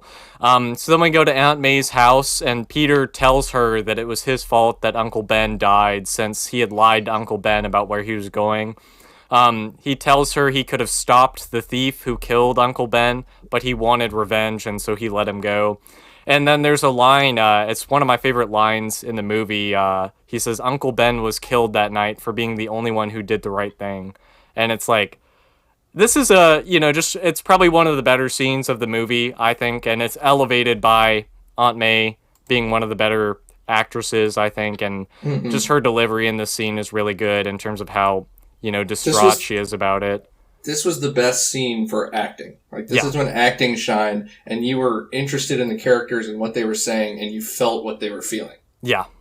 And I really wish the rest of the movie was like this, because it's almost unexpected Yeah. that there's something this good in it. Mm-hmm. Yeah, but It was. we immediately go from there though to Otto has finished building the reactor except for the precious tritium, which he still needs. And Harry is hard at work looking for Spider-Man. He's doing all this research and stuff. He's like, "Where are you? Where are you?" And his butler shows up, and he's like, "Your father only obsessed about his work." And then you have Harry who says, "Good night, Bernard." And all that made me want is like a sitcom with Harry and Bernard where they like give each other shit and it's little wacky antics. Like Batman and Alfred. Yeah. No, Yeah. I wanted it to be more like Archer and Woodhouse. Yeah. Where he's just like, fuck you, Bernard. I don't care what my dad wanted. You fucking old fuck. I only keep you Yours is around way because better. I like the way you smell or some shit. I'd watch the fuck out of that. Yeah. I thought that was the direction that they were going to go for a second. Nah. But we go from that to Otto showing up and asking for the tritium. Harry will give it to him on one condition. He brings him Spider-Man. The only lead that Harry has is that Peter takes photos of him. And as Otto is leaving, he yells to him not to hurt Peter, but I don't think Otto heard him. And Obviously so he's not. just like, he probably heard me. I'll let that play out as it is. So we go to, there's this big old fire happening at an apartment, and Peter goes in to save a kid as Peter Parker, without his powers. He saves the kid, but somebody still died in the fire anyways, and so... That was actually a really cool scene in the fire because Yeah. I thought it was well done. Yeah, because even in the first movie where there's that scene where they're in the fire, it's really cool. But with this one going through as Peter, you can see I don't know, it felt like a more intense movie house because he burning doesn't have the than I- Definitely. he doesn't have Definitely. the fireproof Spider-Man suit. Well, Yeah, the or first one, he swings on in heroically, swings back out with the baby, swings back in, and this Yeah. one, he's a dude running in and trying to find a person and not trying Yeah. not to die. Yeah. it was a lot more intense.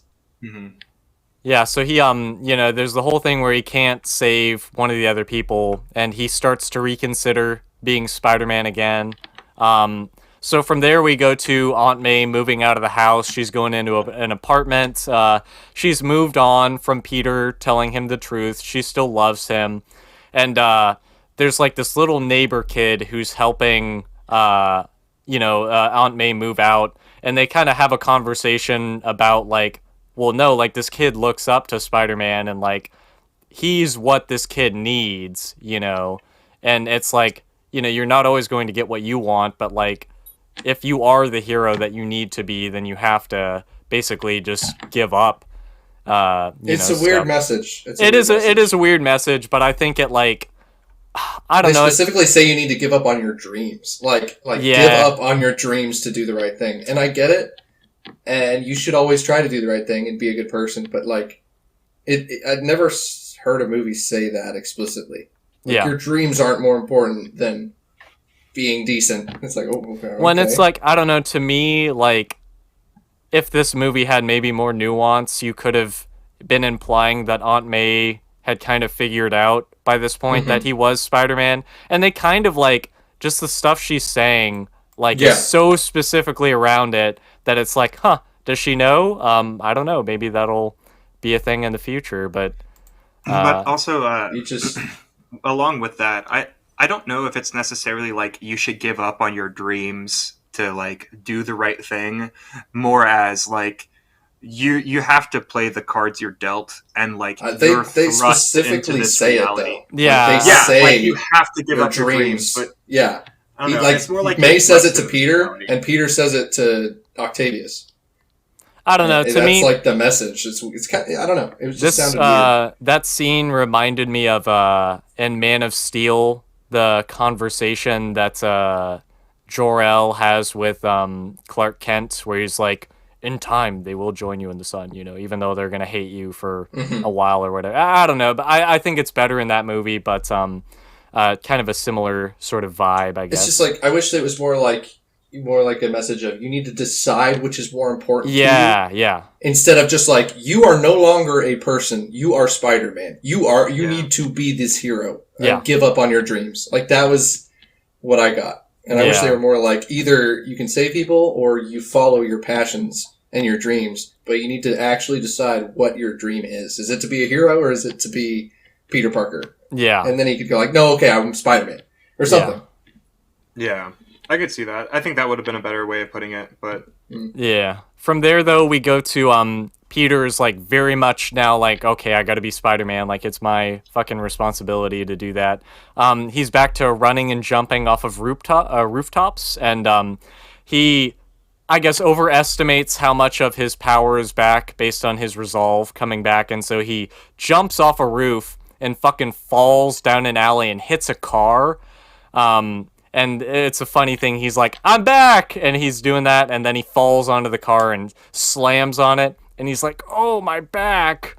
And he kind of waddles off. But in the first ball, like that whole scene where he like gets caught in the clothesline and he flips backwards and everything. Like, he's like, that seems so much worse than the first one. Like his neck collides with the trash can. Yeah. But remember, so the first one, he had spider powers, and he's super strong. In this one, like, in the fire, he tries to break down a door and hurts himself. Just by running into it. So he's lost his, like, strength. So if he didn't hit that clothesline, he'd be fucking dead. Like, like, it's insane. Like, he probably should be dead anyway. If you watch the way he falls, his neck collides with the corner of a trash can. Like, no, but that was Spider-Man. That was when he was like it was losing his powers, and he didn't just give up on them. Now he gave up on them, and he smashes his back on the car, and he's like, "Oh!" But the clothesline saves him. There is a bit of trivia about this scene. Tobey Maguire's participation was in doubt at one point because he was suffering from severe back pains after he was in Seabiscuit. And Jake Gyllenhaal was lined up to play Spider-Man in this one. And they had already begun preparation, but Maguire decided to take part after all, because money, I guess. But according to the DVD commentary, the "my back" joke after Peter falls from the roof was purely a coincidence, since it was written into the script before Maguire's issue had happened. So it's funny. Yeah. Well, you mentioned in the first movie, like you said, the first movie felt like a specific scene where Peter shoots his web. And he's swinging and gaining momentum, and he's like, here we go! And then slams into a wall. Yeah. And you said that's what the first movie felt like? This movie feels like this scene. Where he's like, I'm back! We're back for part 2, baby! And then falls and slams. Oh my god, you're right, dude. Like...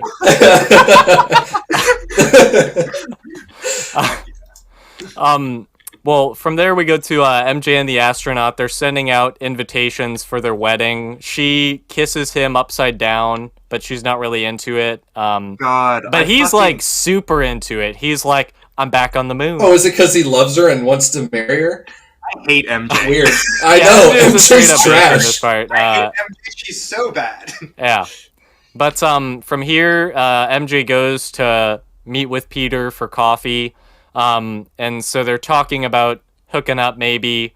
But now Peter wants to be Spider-Man again, so he's like, I can't be with you now. And I took out a scene earlier where he and her were talking, and he's like, I'm finally ready to be in a relationship. But Dude, now... it's exhausting. Yeah. Because I feel like every time we talk about Peter and MJ, I talk about how Peter's stringing her along, and MJ's using her fucking fiance to get to Peter. And every scene they're together, it just like reiterates that. And it's like, God, it is fucking exhausting to watch.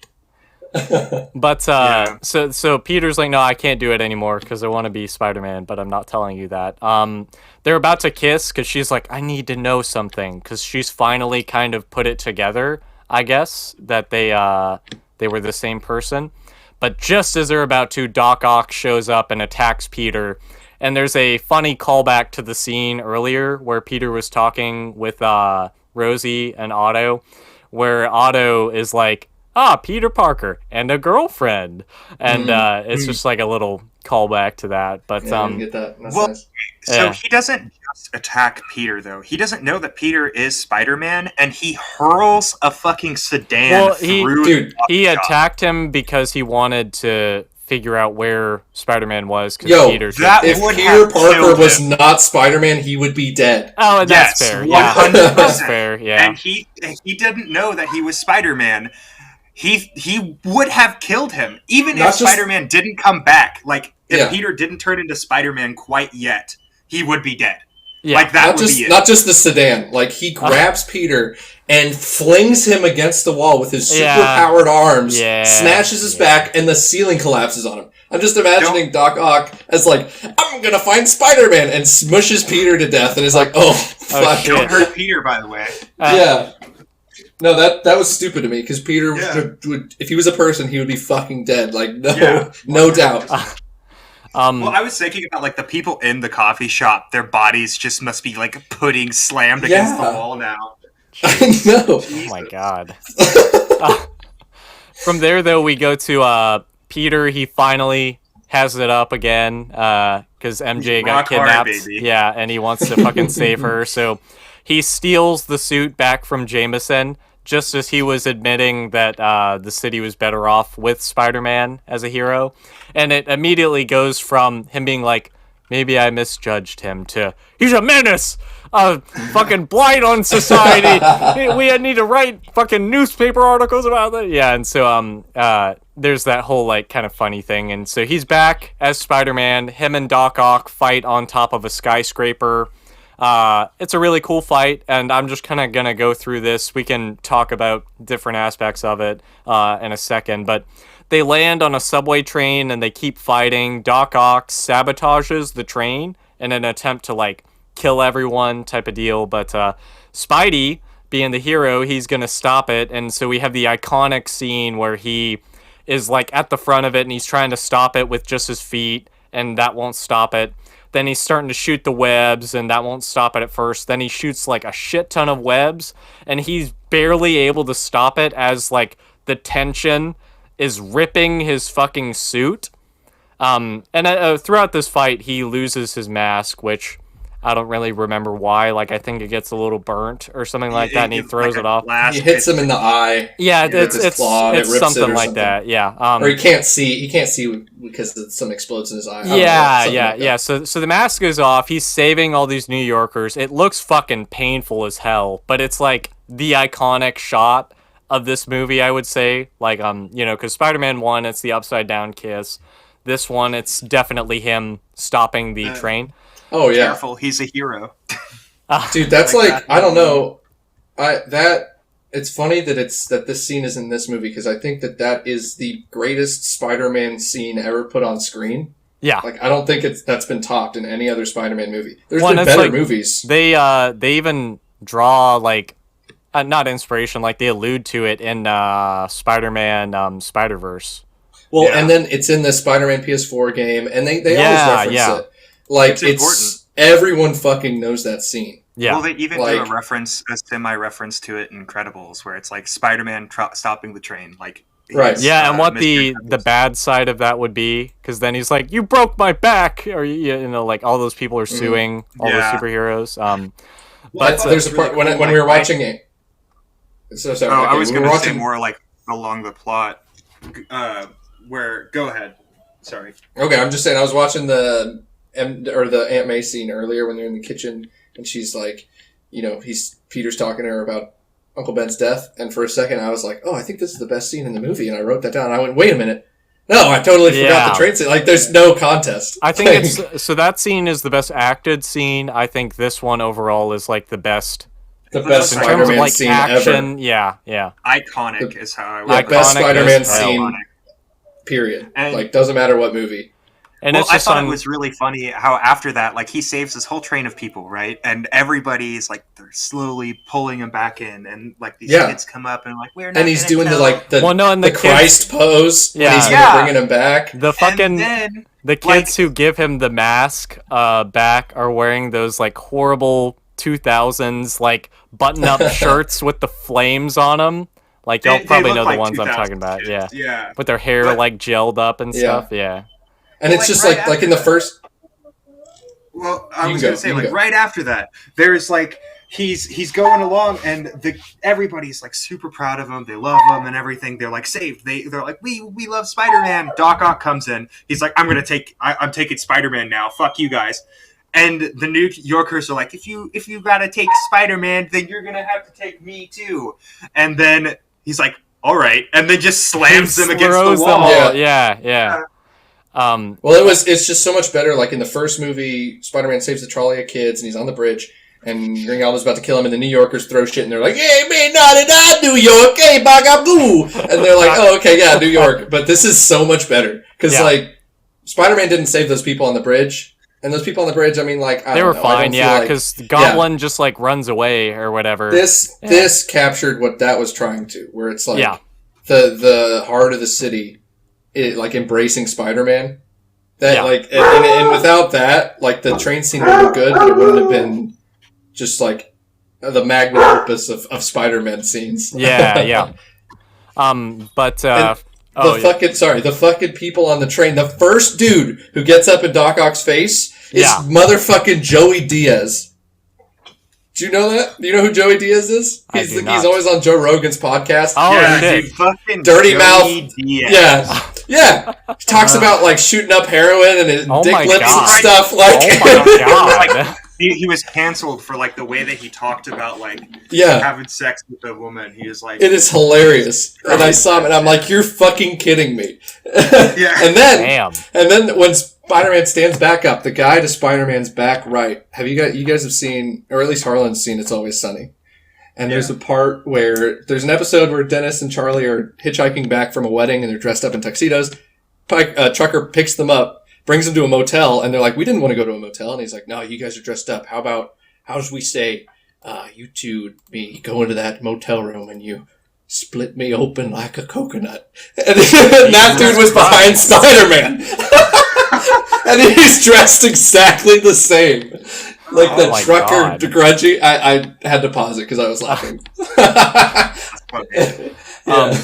Well, a bit of trivia about this. Manhattan no longer has an elevated subway, so the background plates and the train tracks themselves were actually shot in Chicago and then composited against New York. But it looks Huh. pretty convincing. Like I wouldn't have even guessed that's how that worked. But from there, let's see. Doc Ock delivers Spider-Man to Harry in exchange for the tritium. And at this point, Harry is about to unmask Spider-Man, and he gets his decorative letter opener Yeah. that he's going to stab him with, I guess. Next to his bottle of Maker's Mark, sir. Yeah. It's a carryover from the first movie. So he's about to stab him, and he's like, well, I want to find out who it is first. And he unmasks him, and it's fucking Peter. What a surprise. And Harry, like, won't do it. He drops the knife. and Peter and him have a conversation. Fucking Peter, like, Barely. he like breaks off, what the fuck is it? Well, he's wrapped in barbed wire. He's wrapped in barbed wire, and he fucking just flexes and breaks it off. It's like, dude, that's fucking nuts. But he's like, we'll talk about this later, Harry. Like, he has MJ. You know, we have to work together on this to fucking save her, like, because she's important to both of us. So that's, you know, he's like, he begrudgingly is like, okay, I'll tell you where they are. So we go to Doc Ock, who's finally starting his new reactor now that he has the tritium. And Spidey and him fight as the reactor does the same exact thing that it did last time, because Otto didn't, as it turns out, do the calculations correctly. For a man who is so convinced he nailed the calculations, he has 100% failure. Yeah. He's like, and if you fail, the world ends. I'll make it bigger this time. That'll fix everything. So it's doing the same thing it did last time. Everything's getting sucked in. There's like taxis getting pulled towards it. Peter saves MJ from getting zapped by the reactor. And MJ, like, as they're fighting, she's about to bonk Doc Ock on the head with a big old stick. But Doc Ock isn't going to have any of it this time because he fell for that last time with Aunt May. And so he throws her out of the way. Eventually, Spider-Man is able to electrocute Doc Ock and finally free him from the control of the fucking tentacles. And he finally comes to and is kind of like, oh shit, what have I been doing this whole time? And so the reactor's tearing apart the hideout and all the metal in the city's floating towards it. Peter, in a moment that, like, I think really, maybe it's not that it doesn't get enough credit. I think it's a good moment. He takes off his mask and reveals his identity to Otto.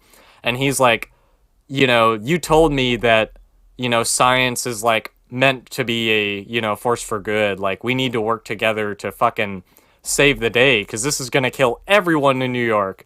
So they, you know, they're like, okay, we'll work together and stop this. And MJ sees Peter's Spider-Man. And she's like, oh shit.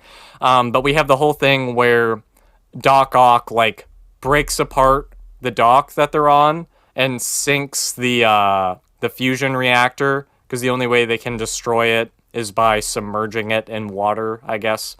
And he drowns in the process. And I don't know. I think that this is one scene, him like sinking into the water, that a lot of people talk about as being like, like it's such a cool moment or whatever, but it doesn't really seem all that, I guess, impressive. Yeah, it was cool. I guess it was fine. Yeah. I don't have much to say about that. It was just it kind of showed him drowning and the lights flicker on his tentacles before going out. Yeah, I didn't really feel like this was like Green Goblin was way more like intense. Yeah, with his death. I agree. Yeah. So we go. Mary Jane. I don't know. Hold on, real fast. Mary Jane had this, like, when she's tied up, but she's got this stupidly like Halloween store giant chain on her. And it's weird. Like, it's not connected to anything. There's just this big chain on her. Okay, yeah, well, the distracted me. Yeah, the chain was what was floating towards the reactor, and so, like, Spider-Man has to, like, break the chain off of her to save her from getting sucked in. Yeah, type I guess. of deal. So yeah. This is weird. So the entirety of the scene, like, what MJ is wearing through this scene is almost like she's wearing the King Kong female outfit. Or yeah, whatever. I know. Like, yeah. It's like oddly sexualized, and it's like her dress is almost see-through too. It's weird. It's because she's like, at some point gotten wet. I don't really know why. Yeah. Like, she's like soaked, I guess, but like none of the other characters are wet. Like, I don't know. It just doesn't really make sense. I feel like they're sexualizing her in a weird way. She's very damsel in distress. Mm-hmm. Yep. Yeah. And I haven't mentioned this, but throughout the entire fucking movie, if there's an action scene going on with a woman in it, there is this ear-grating woman scream every time. They're for like the whole fight, and it's grating. Like, it happens. Oh yeah, no, in the operating scene. It happens in the reactor turning on the first time. Happens when Mary Jane is in any scene. When they're fighting Just like, along the skyscraper. And it's like, oh, shut up. When Shut they were up. fighting on the skyscraper earlier, there was like a little office thing that was going on, and they like break a hole through the wall. The lady screaming in that was too fucking Dude, loud. Like I'm saying, it was nuts. like Yeah. Wolf of I Wall hated Street holds that the record part. for the F word. Like this holds the record for fucking female screaming. Like it is. I couldn't stop hearing it. It Yeah. was irritating. But after that, like the whole thing, it ends. Otto dies, and then it's like a jarring transition to this like wedding. I don't like it. Well, no, you're missing the part where Peter is like, a wall is going to crush MJ, and Peter like stops it, and they have like this moment together where they're like, oh yeah, it's me, and he admits that he loves her finally, which but he's still like, I still can't be with you though, because now that you know the truth. It's not even that he admits that he loves her. She's like, tell me you love me, almost. Yeah, Like, yeah, she's like forcing his hand. yeah. Well, he does, and it's just hammy and bad. But as they're leaving the dock as it's sinking, that's the one instance of CGI in the movie that looks awful. Yeah. Them like swinging out of it, like that took me completely out of that moment. And so they go on to like this these big cranes or something, and he has like this bed of webbing that they're laying on and talking, and he's like, our love can never be, and he lets her down, and the astronaut is there to get her, and he's like, hey, you're okay, and she's like very much not like, she's like, oh, you're here, astronaut, okay, I guess. Yeah, I'll go distant with and you. just looking at Peter. Yeah, I'll just stare at him a little bit longer, but yeah, then to Harlan's point, it's like whiplash going immediately to the wedding. Where they're literally Is that just, before? like- Hold on, is that before Harry's scene? Oh, no, you're right, Ben. Yeah, Yeah, Harry's yeah. scene is before the wedding. We have Harry, who's in denial about Peter being Spider-Man. He sees, he starts to hear something like laughter, and eventually he looks into the mirror, and he sees Norman, and they talk, which I don't really understand why, if it was like the alcohol that he had been drinking, playing tricks on him, or if he's going crazy, but he smashes the mirror, and behind it he finds all of Norman's goblin goodies. And there's a neat little bit of trivia about that. Willem Dafoe was not originally supposed to return for the movie, but he was walking back to his apartment one night and saw the cast and crew filming nearby, and he stopped by the set to say hello, and the filmmakers ended up deciding to give him the cameo. So I really think it helps the scene. Yeah. I guess I could have seen it both ways, where it's like he's just like looking at himself in the mirror and he smashes it, type of deal. But having Willem Dafoe back is just great because he. Yeah, I didn't even think that hard about it. I was just happy to see him. Yeah. Yeah. It was a cool scene. So from there, then So then there's the wedding, and Mary Yeah. Jane's just fucking running away. She leaves they're like, it comes in, and they see the dude sitting at the altar, and the traditional dun dun dun dun dun, and they were waiting for her, and then it seems like zooms in on Jameson, and he's just like.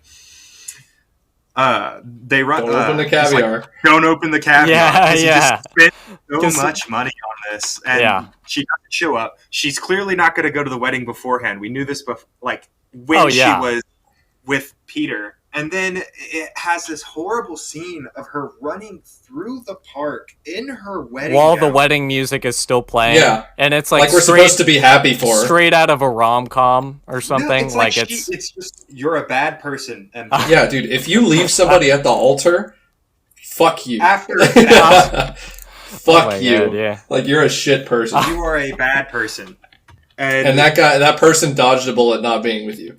Yeah, seriously.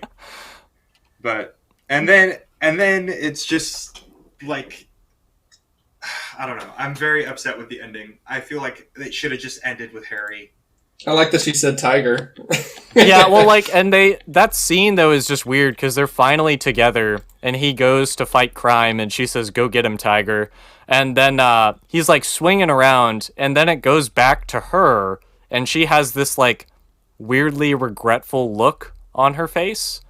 I think that's not the theatrical. I think that might be the Oh, that might be the extended cut. Yeah. It's He just like kind of swings off, and that's that. oh, that's that. They don't. Yeah, so they jump back to MJ, and she has this like, "Fuck, what did I sign up for?" look on her face. But that's the end of the movie. And then we cue the 2000s music and credits. Yeah. There's no mid or post credit scene, which obviously not, since those hadn't been invented yet by the MCU.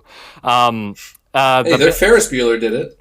I know. I'm making a joke, but a bit of trivia though about the song they used at the end. The band Dashboard Confessional agreed to write the song for the credits if they could have an advanced screening of the movie. The studio agreed, and after watching the film, the lead singer wrote the song "Vindicated" in 10 minutes. So, damn. Yeah, that wraps up the synopsis. So, any other thoughts about the story before we go into the other little bits of discussion that I have, or yeah, wrap on everything. Well, I hate the trope. It's always really annoying when it's like the main character withholds information that is vital to, like, if he didn't withhold that information, the movie would be 20 minutes. But he just makes the decision to not tell people things, and it makes this whole complicated scenario. And then by the end, he tells them, and it fixes everything like it would have.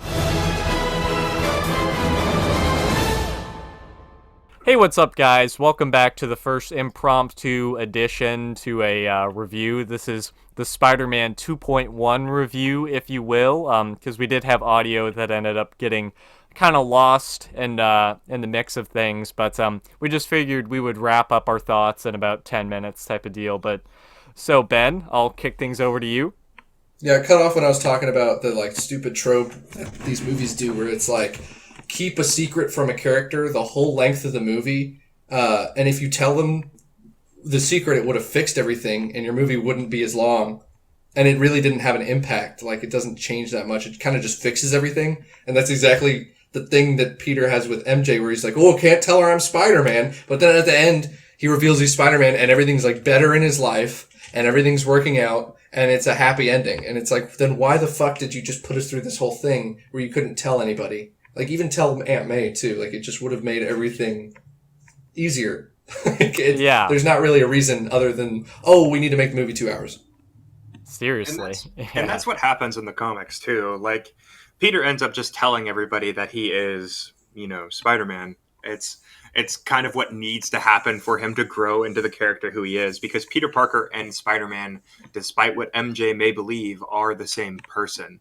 And they need to be able to, like, Peter needs to be able to acknowledge that part of himself, not having it be an alter ego. He's like the only character that really is needing that, like, needs to be the one character, I think. Yeah, and like, I feel like it's a missed opportunity to be like, the actual message of the movie kind of should have been about relying on your friends and not trying to do everything by yourself because you can't handle it. Like, that's what this movie was showing us. But then it was just like, no, you need to pick being a hero or nothing. And it set that up really, really well, too, especially with, it gave a lot of situations where Peter should have been the one to, like, help just as Peter. But I think that it doesn't really do anything. Yeah. Like, I wanted them to be like, he needs to rely on MJ and Aunt May, and that first step is trusting them enough to tell them his identity. And then that would have, like, oh, wow, thank you for trusting us and having us in your lives. We can help now. And then it would be like, yeah, I'm stronger with my friends and allies kind of thing. But no. Yeah. And I agree with that. But I also think that part of the issue with his growth, I guess, is that they could have, it seemed like they were going down the path of, Peter, you're still a good person and you can still do things even though you're not Spider-Man. But they didn't execute that very well. And it came off like he didn't learn that lesson. Like, Peter is what Spider-Man needs to be, what Spider-Man is. And without Peter, there is no Spider-Man. And without Spider-Man, there is no Peter.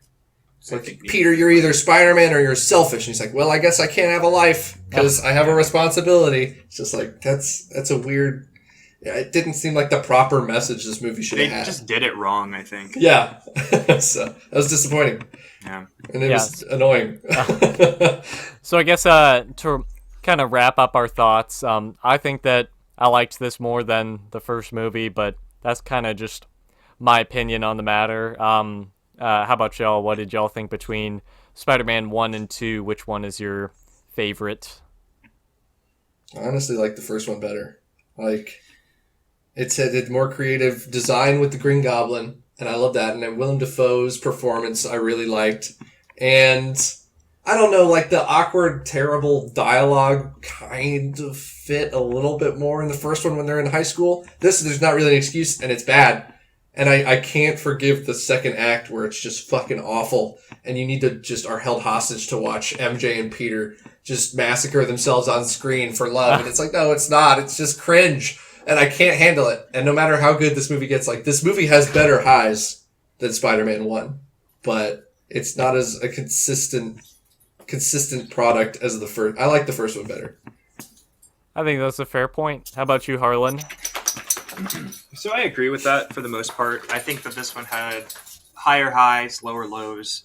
I will say that the first one had an issue keeping my attention about halfway through, after the Green Goblin, goes and gets revenge. About after that point, it's hard for me to pay attention. And in this one, there's the whole thing where you're dealing with Tobey Maguire not being Spider-Man and not really understanding things, and it's a real drag. But I will say that I think I enjoyed the second movie more watching it. Yeah. Well, I guess that's gonna wrap things up for this little, I guess, mini Well, what episode. about you, Matthew? I said what I thought. I like this one Okay. more. Yeah. That's gonna wrap things up for this mini episode. Hopefully in the future we won't have to do an episode 2.1, but you never know. Always remember, with great power comes great responsibility.